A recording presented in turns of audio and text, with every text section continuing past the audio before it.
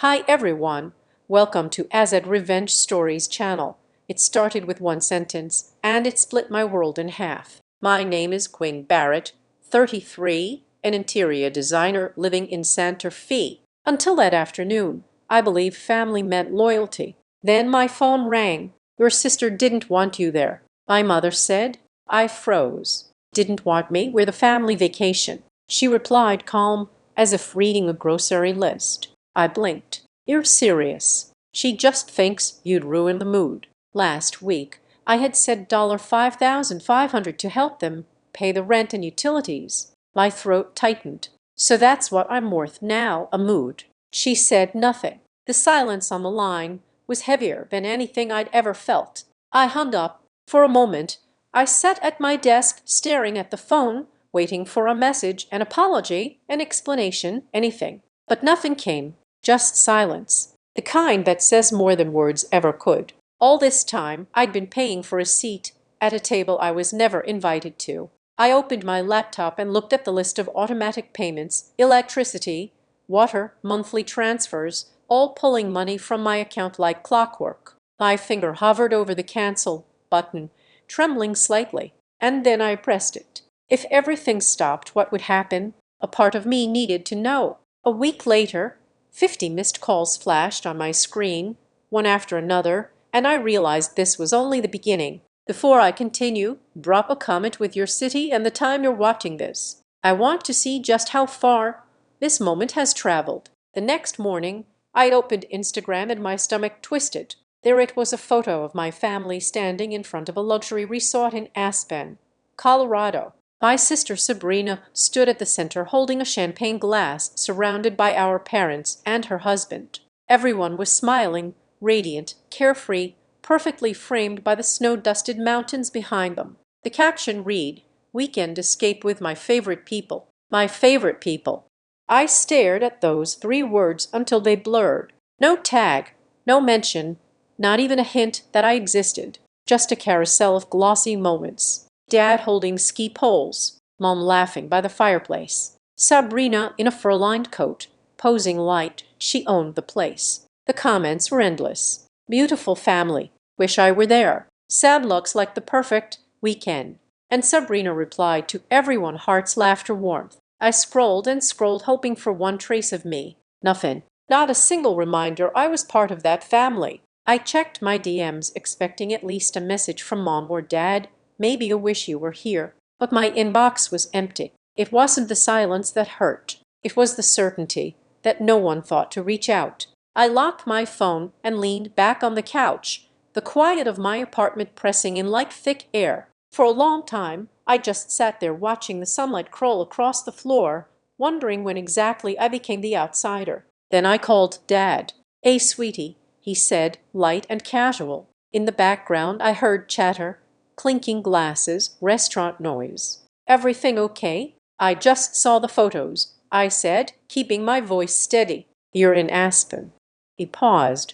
"Yeah, Sabrina booked it last minute. Thought it'd be nice for everyone to unwind." "Everyone?" I repeated, my voice sharp. "She said you needed a break." He added, "A break from what?" I asked quietly. "From everything. You've been working so hard." She didn't want you to feel pressured to come. "So she decided that for me." I said. "Don't take it personally," he murmured. "Your sister just wanted peace." "A break from my own family," I whispered. Silence. Then I heard Sabrina's voice calling for him in the background. He muttered something, then said quickly, "We'll talk later." "Okay," and hung up. I sat there, phone still in my hand, the hum of disconnection ringing louder than words. The rest of the day passed in fragments. I answered emails, sketched floor plans, pretended to focus, but that caption echoed in my head. My favorite people. By evening, I checked Instagram again. Sabrina had posted a new story, a slow-motion toast by the bonfire. The caption read, "Family time is everything." That one cracked something open inside me. I wasn't furious. I was hollow. I set the phone down, but the image clung to me, their laughter, their closeness, their circle that had no room for me. I walked onto my balcony, cold air biting my cheeks. The city stretched below, small lights flickering against the dark. I leaned on the railing, exhaling hard. Maybe I'd done something wrong. Missed a call, skipped a visit. My mind scrambled through memories, searching for a reason I'd been erased. Then I remembered Thanksgiving, Sabrina criticizing everything I did. The wine, my clothes, my laugh. Dad tried to keep peace. Mom smiled through the tension and I'd left early. I thought walking away was maturity, but to her it was weakness, permission to cut me out. Now her captions made sense. She didn't see me as family. She saw me as an interruption. I went inside, opened my laptop and looked at my pending payments, the red transfer, the monthly support. My finger hovered over cancel. I hesitated just for a breath, then pressed it. For once I didn't feel guilt, just release. That night, I turned off the lights and let the street lamps fill the room. I lay in bed staring at the ceiling. No messages, no calls, no apologies. But I wasn't waiting anymore. For years I had paid for peace that never came. I had funded a version of family where love was conditional and silence was the thank you note. Now, the silence felt like freedom. That night, the wind slipped through the narrow cracks of my apartment, carrying with it a strange quiet, the kind that sits heavy before a decision is made. I sat cross-legged on my bed laptop, opened the blue glow of the screen, painting the room in pale light. My online banking tab blinked patiently, waiting for me to move. My cursor hovered over the list of automatic transfers, each one neatly labeled utilities, rent for their house in Albuquerque, the monthly allowance I'd been sending for years. I clicked edit, then cancel. One by one, I erased the patterns of obligation I'd built. Each confirmation click sounded sharper than the last, echoing through the silence. It felt like cutting threads, delicate, necessary, irreversible. When the final transaction disappeared, a strange calm filled the space. My chest felt lighter, though my hands trembled. For so long, money had been my way of staying connected. My apology, my proof of loyalty, my peace offering. Tonight, it was just gone.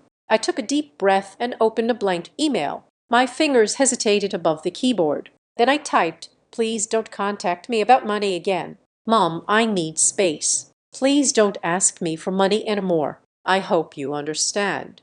Lynn." I stared at the words for a long moment. There was no anger in them, only exhaustion. I hovered over send, exhaled slowly, and pressed the key. The sound of the email wooing away felt final, like the end of a season. I shut the laptop and walked to the small dresser by the window. On it sat a framed photo of me with my family taken years ago before things started to fracture. I picked it up. Everyone looked so close in that picture. Sabrina's arm looped around my shoulder. Dad's grin wide, Mom's hand resting softly on Sabrina's back. I traced the outline of my own face with a fingertip and whispered, "I hope you find what you're looking for." Then I placed the framed face down. I wasn't done yet. There was still one more thing to do. I reopened my banking app and navigated to the joint account, the one I had opened years ago for emergency expenses. My parents had access to it. I'd been too trusting back then. The balance stared back at me enough to cover a few more months of comfort for them. For the first time, I realized how much of myself was sitting there unnoticed, unappreciated. I withdrew every cent. When the confirmation screen popped up, "Transfer complete," I leaned back, heart steady. This was a revenge. It was reclamation. The night air outside grew sharper. I wrapped a blanket around my shoulders and sat by the window. The desert moon faint behind a veil of thin clouds. The lights of Santa Fe shimmered below like a constellation scattered across the sand. I had never really seen the city this way, quiet, wide, indifferent. Maybe it had always been waiting for me to stop waiting for them. My phone buzzed once. A text from Lydia, my oldest friend since college. "Saw your story. You okay?" I hesitated, then called her. Her voice came through warm and steady, the kind that softens even the hardest moments. "So," she said, "you finally pulled the plug." I did. I admitted the words heavy and light at the same time. "Everything's transfers, emails, accounts, all of it."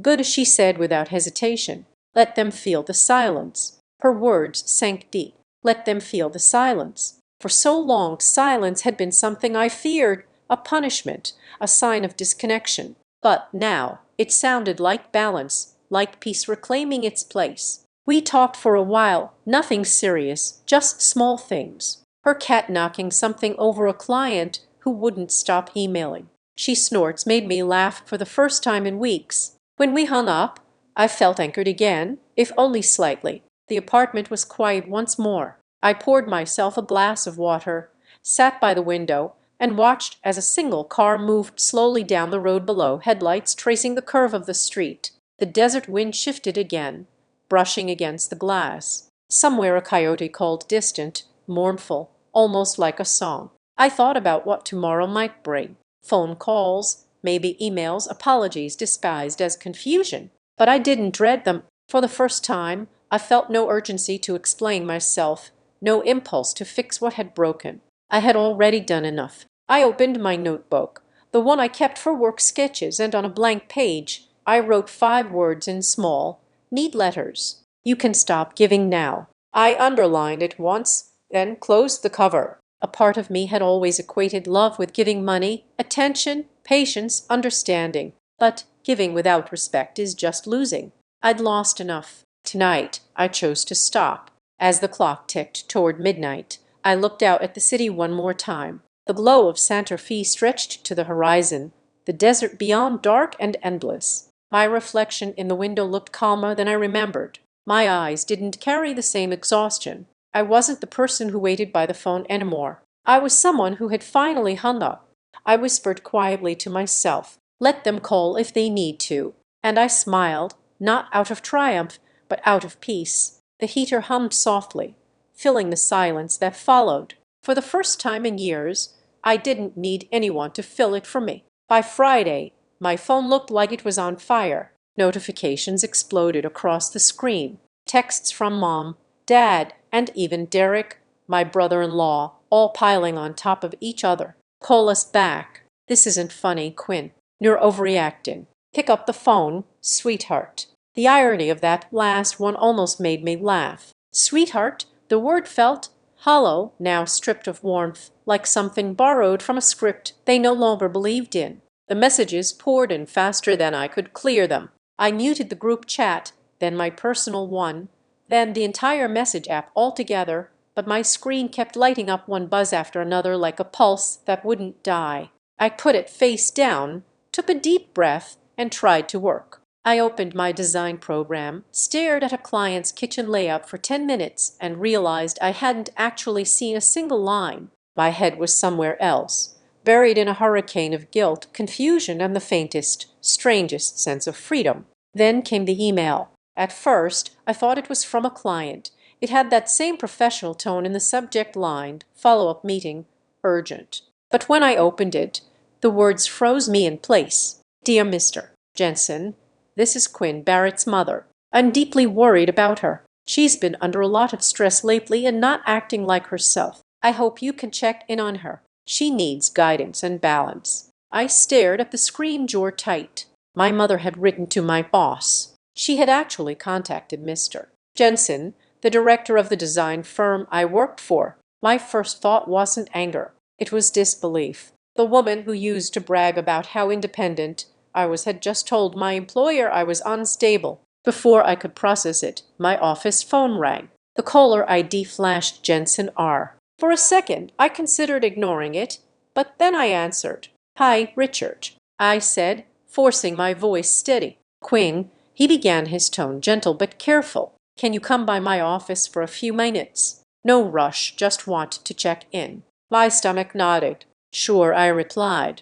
Walking down that short hallway to his office felt longer than any corridor I'd ever crossed. When I stepped inside, Mr. Jensen gestured for me to sit. He wasn't the intimidating kind of boss, gray hair, glasses, the type who preferred listening to speaking. On his desk sat a small cactus, a ceramic mug, and my mother's email printed neatly on paper. He smiled not unkindly. "I got a message from your mother," he said, holding the paper up slightly. It caught me off guard. I kept my voice calm. "Yeah, she tends to overstep." He nodded, leaning back. "She seems worried about you." "I know," I said, clasping my hands together. "But I'm fine. Just setting boundaries, that's all." Something in my voice must have convinced him, because he smiled again. "Don't worry," he said softly. "I get it. Families can be complicated. That single sentence released a weight I hadn't realized I was carrying. He didn't pry. He didn't lecture. He just understood. And in that moment, I realized how easy it was for a stranger to show more respect for my privacy than my own family ever had. When I left his office, the world outside felt sharper, clearer. I walked past the glass windows overlooking the parking lot where sunlight bounced off the windshields in flashes of gold. For the first time that week, I breathed without feeling like it cost something. But peace never lasts long. By the time I got home that evening, my voicemail was full. Dozens of missed calls. The last message was from Mom, her voice trembling between apology and accusation. "Quinn, please, we just want to talk. You can't do this to us. Call me back." Then Dad's voice. "We didn't mean for things to get this far. Sabrina's just worried. You shouldn't punish everyone for a misunderstanding." And finally, "Derek, you need to fix this. Quinn, your parents are wrecked." I dropped the phone onto the counter and laughed, not because it was funny, but because of how predictable it all was. They weren't calling because they missed me. They were calling because the money was gone. The silence had become louder than their comfort zone. I walked to the fridge, grabbed a bottle of water, and leaned against the counter. My apartment was dim, except for the soft hum of the city lights outside. I sipped slowly, listening to the faint buzz of my phone vibrating again and again on the marble surface. It was almost hypnotic, the rhythm of desperation on repeat. Then it happened. My phone lit up with a new number. Mr. Jensen's office line. My chest tightened, but I answered. "Quinn, sorry to bother you again," his voice said gently. "Your mother called the office today." My blood went cold. "She what?" "She told the receptionist you might be having a breakdown. She wanted to make sure someone was checking in on you." I closed my eyes, gripping the phone tighter. "I'm so sorry, Richard. She had no right to do that." He paused. "It's okay. I told her you're doing great work, that you seem focused and capable." I didn't give her any details, but just so you know, I blocked her number from the office line. That was the moment it hit me. They had crossed every possible line, calling my boss, pretending to be concerned, when all they wanted was control. My silence had made them desperate. When the call ended, I sat in the dark for a long time. The only sound was the steady hum of the heater and the faint thud of my heartbeat in my ears. I stared at my phone, now glowing again with more missed calls. Mom, Dad, Derek, Sabrina. Each name another weight I didn't want to carry anymore. Without hesitation, I opened my contacts list. One by one, I pressed block. Each confirmation felt cleaner than the last. The screen dimmed. The apartment fell into a peaceful hush. Outside, the city lights flickered like embers, and I sat by the window with a blanket wrapped around me. The night stretched wide, and still Santa Fe glowing faintly under the stars. My phone lay face down on the table. I could feel it buzzing occasionally, fighting for attention I would no longer give. After a while, the vibration stopped. For the first time all week, the silence didn't feel empty. It felt deserved. Hours passed before curiosity made me flip the phone over. The screen blinked a live 50 missed calls. I looked at it for a long time, then turned it face down again. 2 days later, my name was all over Facebook, and not in a good way. I was making coffee when Lydia texted me a link. "You might want to see this." I opened it, still half asleep, and nearly dropped my mug. There it was, a long post by Sabrina Henderson paired with a perfect family photo at a lakeside cafe. The caption said, "Money changes people. Some forget their own blood. No matter how much you do for them, they'll find a way to make you the villain." The words were sugar-coated, but aimed straight at me. My throat tightened as I scrolled through the comments. Cousins, aunts, old family friends, all cheering her on. "So true, Sabrina. You don't need that kind of negativity." Even Aunt Carol wrote, "Some people forget who helped them when they had nothing." Within 3 hours, the post had 200 likes, dozens of shares, and a threat of sympathy for her pain. I sat there frozen, the smell of burnt coffee filling the kitchen. For a moment, I wanted to reply to remind them that I had been the one covering Mom and Dad's bills, helping with her son's daycare, fixing her car after she crashed it. But I knew better. They didn't want the truth. They wanted a story to believe in, One that made Sabrina the saint and me the sinner. Still, I took a screenshot and sent it to Lydia with a short message. "Guess I'm the villain now." She replied minutes later, "Don't take the bait." Easy for her to say she wasn't the one being publicly crucified under the banner of family. By noon, my notifications were relentless tags, messages, even calls from distant relatives who hadn't spoken to me in years, but now felt entitled to check in. One message read, "Hey, saw something about your family on Facebook. Hope you're okay." Another, "Just remember, forgiveness goes a long way." Forgiveness, as if I'd done something wrong. I put my phone down, grabbed my keys, and left the apartment. The streets of Santa Fe were warm and alive, yet I felt like I was walking through static. I passed mural shops and the smell of roasted chilies drifting from an open market. For a second, I envied everyone who got to live without being misunderstood. When I returned home, the apartment was silent except for the faint hum of the air conditioner. I sat on the couch, opened my laptop, and stared at Sabrina's post again. Each Snort's word seemed to hum with smug satisfaction. I hovered over the comment box but stopped. Lydia's warning replayed in my head. Still, I couldn't stay quiet forever. Silence felt like surrender, so I clicked Create Post. My fingers hovered over the keyboard for nearly 10 minutes before I started typing. I didn't walk away from family. I walked away from being their wallet. Sometimes love gets confused with obligation. I hope one day they understand the difference. No names, no blame, just truth. I read it once more, took a breath, and pressed post. The response was immediate. Likes, comments, shares, but this time from people who actually knew me. Friends from college, co-workers, neighbors. Comments flooded in.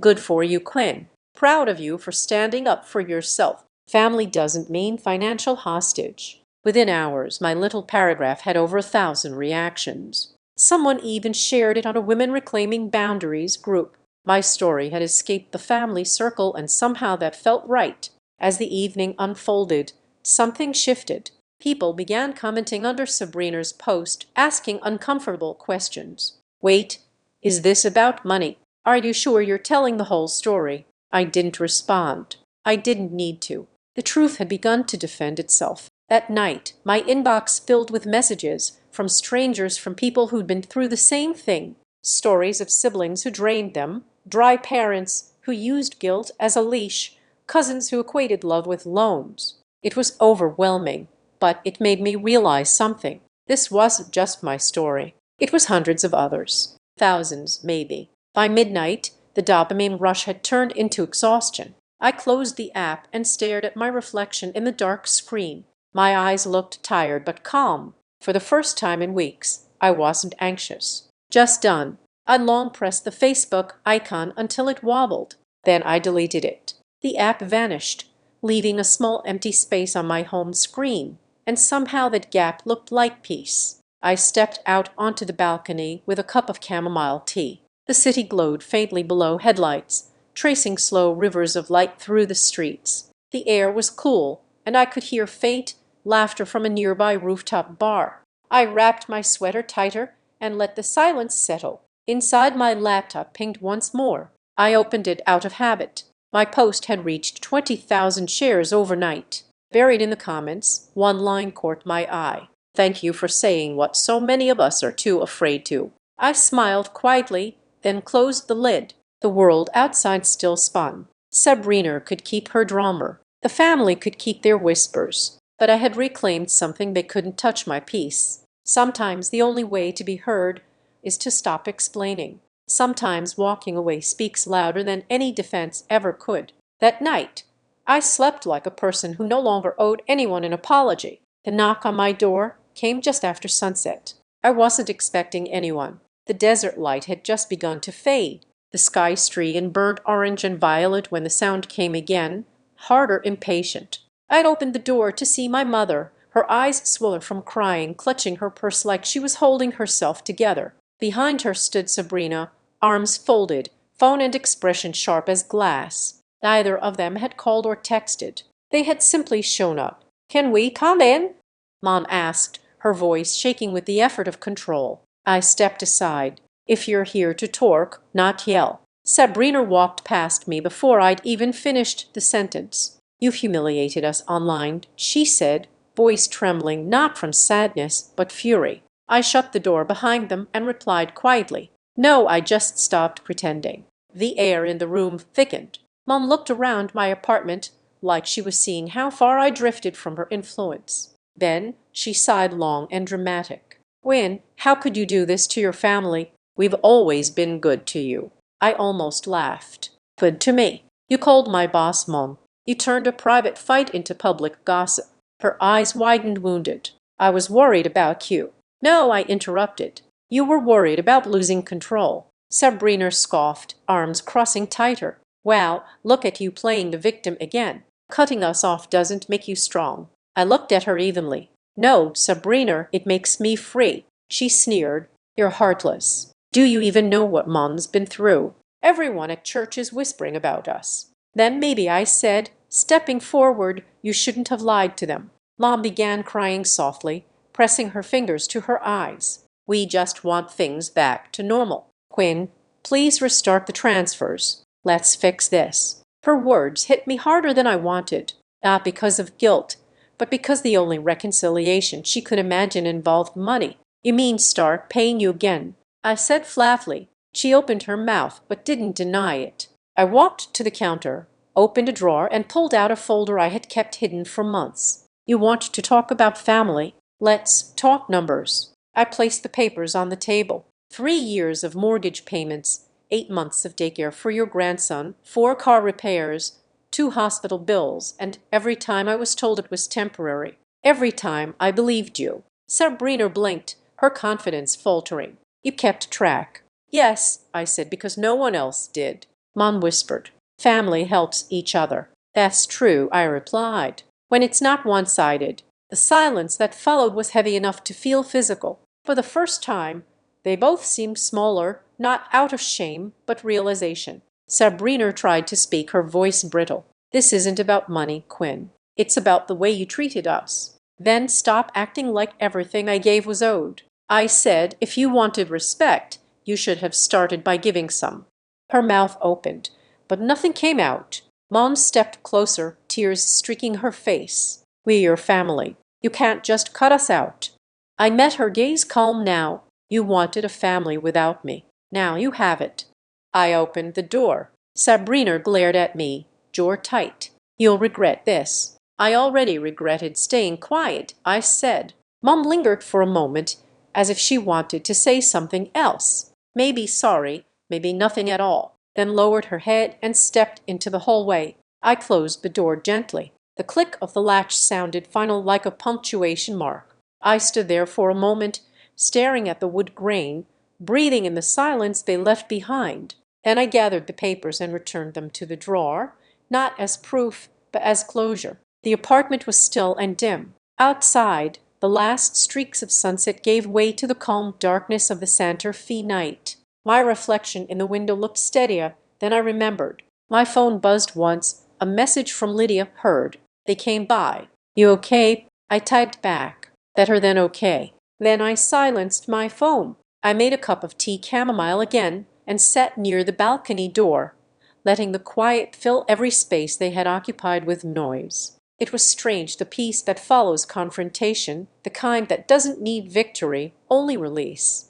I thought about Mom's trembling voice, Sabrina's anger, and the years I'd spent trying to earn their love with money. I had finally learned that some debts can't be repaid because they were never owed. The desert night outside was vast, cool, and still. Somewhere in the distance, a train passed its horn, echoing softly through the dark. I didn't feel lonely. I felt finished. Not bitter, not triumphant, just free. I looked again at my reflection and whispered, "No more pretending."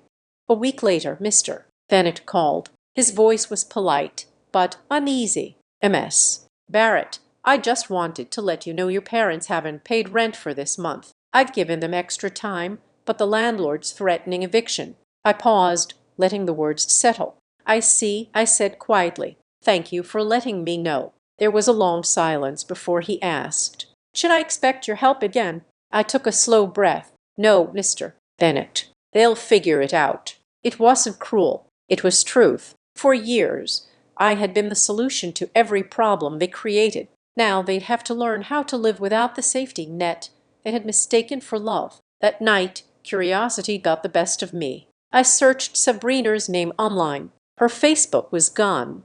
Deleted, wiped clean. The same people who once cheered her on had moved to other dramas. Mom's number was still blocked, but I heard from a neighbor that they had left the old house and moved to a smaller duplex on the edge of town. A humbler place, maybe one they could actually afford. I didn't feel satisfaction, only distance, the kind that comes when something heavy finally slips from your shoulders. I sat on my couch, laptop open, and stared at a half-written to-do list. Booked the Seattle trip sat there unchecked, a quiet promise I had made to myself months ago. I clicked on it, found a flight for the following weekend, and booked it without hesitation. Seattle had always been a dream. The rain, the bookstores, the feeling of starting fresh where no one knew your history. This time I wasn't running from family. I was walking toward myself. When I arrived, I stood by the waterfront.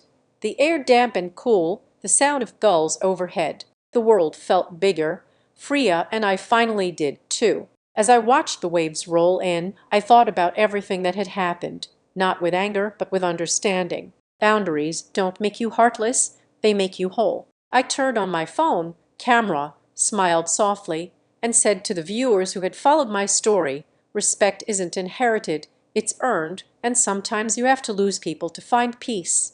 I meant every word. Then I ended the recording, letting the sea breeze carry the last of it away. Thank you for staying till the end. What would you have done if you were me? Share your thoughts below. I'd really like to hear them. I invite you to subscribe to the Azad Revenge Stories channel. Like this video and support me further by hitting the hype button so the story in this video can be heard by many more people. Thanks to all.